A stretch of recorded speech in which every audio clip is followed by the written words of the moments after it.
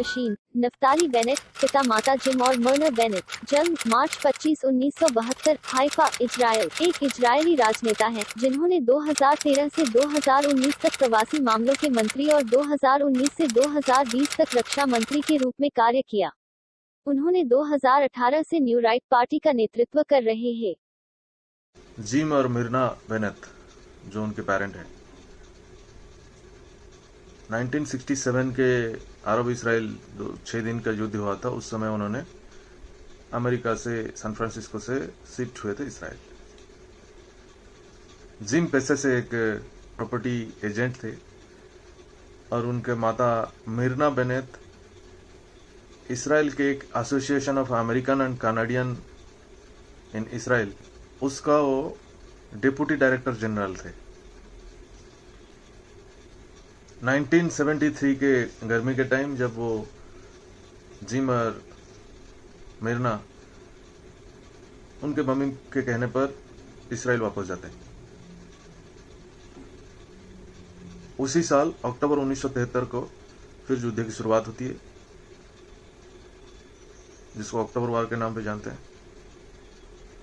फिर जिम अकेले वापस आते हैं जब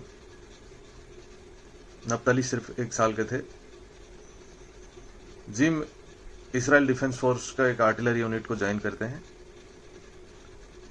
फिर वार खत्म होता है। वार के बाद उनको एक ऑफिशियल ड्यूटी मिल जाता है, रिजर्व ड्यूटी मिल जाता है, जिसके कारण फिर वो वापस पूरे फैमिली को वापस बुला लेते हैं इन 1973। जब नफ्ताली 4 साल के थे फिर उनके पेरेंट्स शिफ्ट हो जाते हैं मॉन्ट्रियल 2 साल के लिए।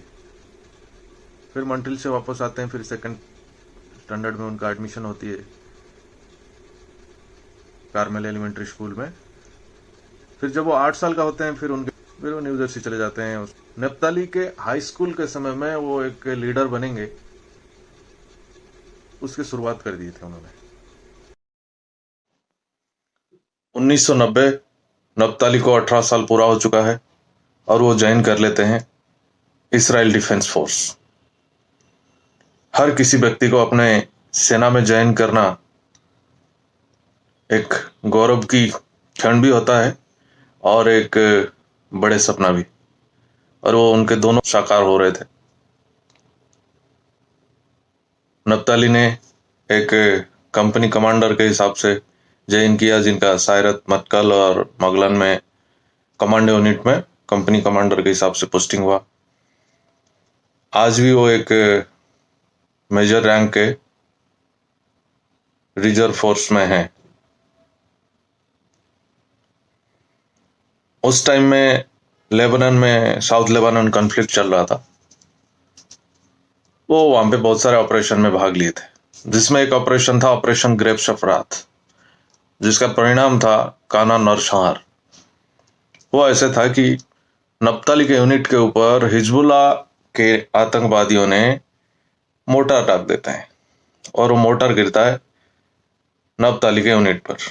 नफ्ताली आग बबूले हो जाते हैं।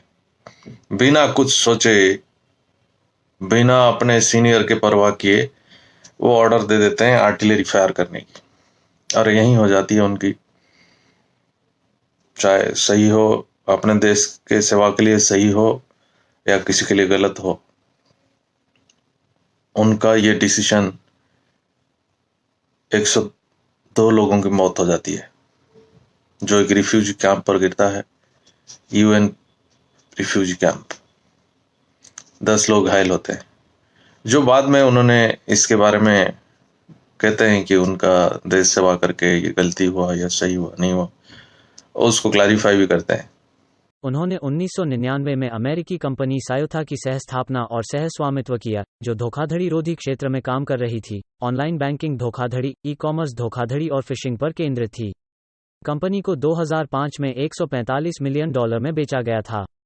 उन्होंने एक इजरायली क्लाउड कंप्यूटिंग सेवा सोलुटो के सीईओ के रूप में भी काम किया है, जिसे 2013 में 100 से 130 मिलियन डॉलर में बेचा गया था। उन्होंने 2006 में राजनीति में प्रवेश किया। 2008 तक बेंजामिन नेतन्याहू के लिए चीफ ऑफ स्टाफ के रूप में कार्य किया। 2011 में आइलेट शेख के साथ उन्होंने माई इजराइल अतिरिक्त संसदीय आंदोलन की सह स्थापना की। 2012 में बेनेट को यहूदी होम के पार्टी नेता के रूप में चुना गया था। 2013 कैसेट चुनावों में बेनेट के नेतृत्व में द यहूदी होम द्वारा पहली बार लड़ा गया। पार्टी ने 120 में से 12 सीटें जीतीं। उन्होंने प्रधानमंत्री नेतन्याहू के अधीन 2013 से 2015 तक अर्थव्यवस्था और धार्मिक सेवाओं के मंत्री के रूप में और 2015 से 2019 तक शिक्षा मंत्री और 2020 तक रक्षा मंत्री के रूप में कार्य किया। उनके पत्नी गिलेट एक पेशेवर पेस्ट्री शेफ हैं। उनके 4 बच्चे हैं। 2 जून 2021 को बेनेट ने याइर लैपिड के साथ एक गठबंधन समझौते पर हस्ताक्षर किए, जिसके तहत बेनेट 2023 तक इजरायल के प्रधानमंत्री रहेंगे।